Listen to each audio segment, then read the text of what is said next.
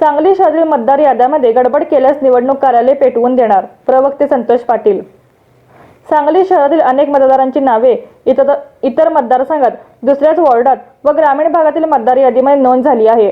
म्हणून प्रवक्ते माननीय संतोष पाटील यांनी आज सांगली जिल्हाधिकारी कार्यालयात पुरवठा शाखेमध्ये ज्या ठिकाणी मतदार नोंदणी केली जाते त्या अधिकाऱ्याकडे जाऊन त्यांना जाब विचारला की ज्या मतदाराने मागील काळामध्ये लोकसभेला आणि विधानसभेला मतदान केले, परंतु आता त्यांची नावे इतर वॉर्डामध्ये व विशेष करून काही मतदारांची नावे ही ग्रामीण भागातील मतदार यादीत समावेश करण्यात आली आहे, हे आपण कोणाच्या सांगण्यावरून करत आहात। यावर प्रशासकीय अधिकारी म्हणाले की ज्या चुका झाल्या आहेत त्या आम्ही लवकरच दुरुस्त करू व त्या झालेल्या चुका दुरुस्त करण्याचे काम चालू आहे व अशा चुका परत होणार नाही याची काळजी घेऊ।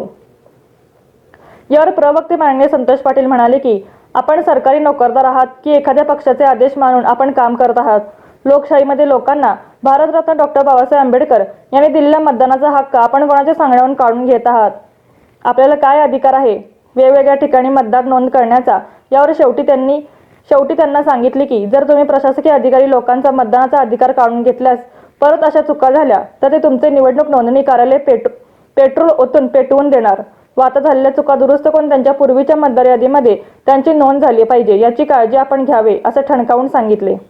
यावेळी सुवर्ता तिवडे, सॅमसन तिवडे, अश्विनी तिवडे, नंदकुमार सुर्वे, स्वप्नील तिवडे, विशाल तिवडे, सिपा तिवडे व अनेक जण उपस्थित होते। शेवटी सर्वांनी प्रशासकीय अधिकारी यांच्या विरोधात घोषणा दिल्या।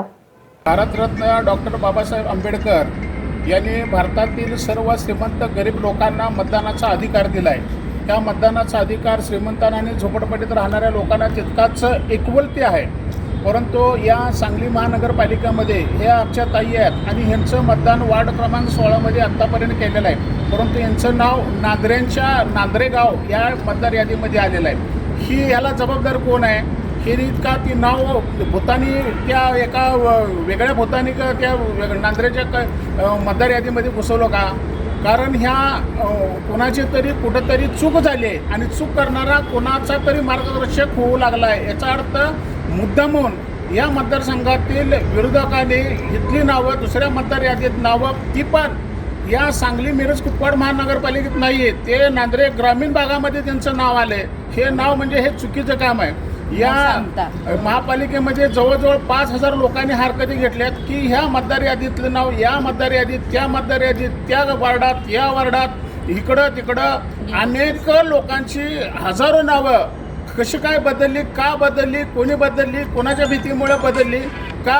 या देशातील निवडणूक आयोग, महाराष्ट्राचा निवडणूक आहे आणि सांगली जिल्ह्यातील निवडणूक अधिकारी हे कोणाच्या हाताचे बावले झालेत ह्याचं आम्हाला उत्तर मिळालं पाहिजे।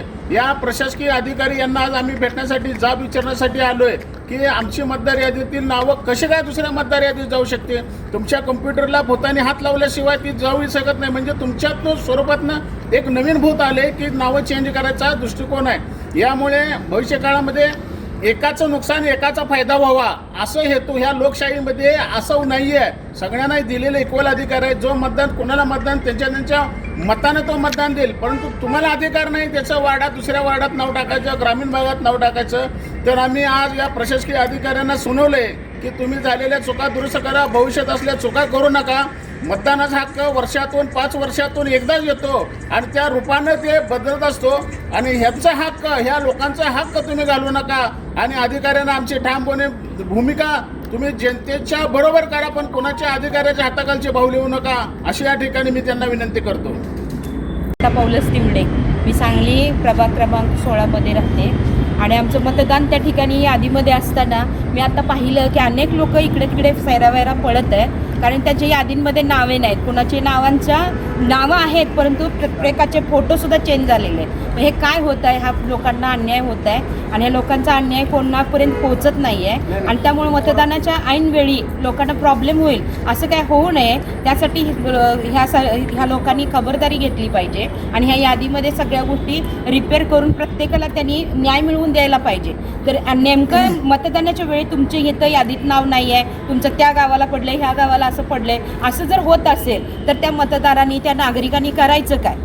आणि ह्या जर अशा गोष्टी होत असतील तर मतदान करणं योग्य की अयोग्य हे प्रश्न पडलेला आहे. त्याबद्दल मी खूप महानगरपालिकेला प्रशासकीय अधिकाऱ्यांना म्हणत आहे की ह्या गोष्टी कुठंतरी थांबल्या पाहिजेत आणि ह्या गोष्टी लवकरात लवकर रिपेअर व्हाव्या आणि प्रत्येक गोरगरीब मतदार आहेत आणि त्यांचा तो हक्क आहे आणि ते हक्क बजावणार कसे.